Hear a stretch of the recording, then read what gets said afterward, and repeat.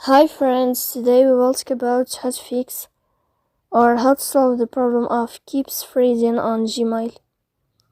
To know how to fix or how to solve the problem of keeps freezing on Gmail app, you will click on settings. In this page you can click on apps, default apps, app settings. On above you can search about Gmail app.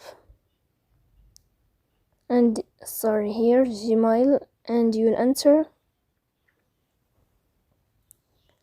Then you can click on first stop and you can click OK. After that you will enter to the window of storage.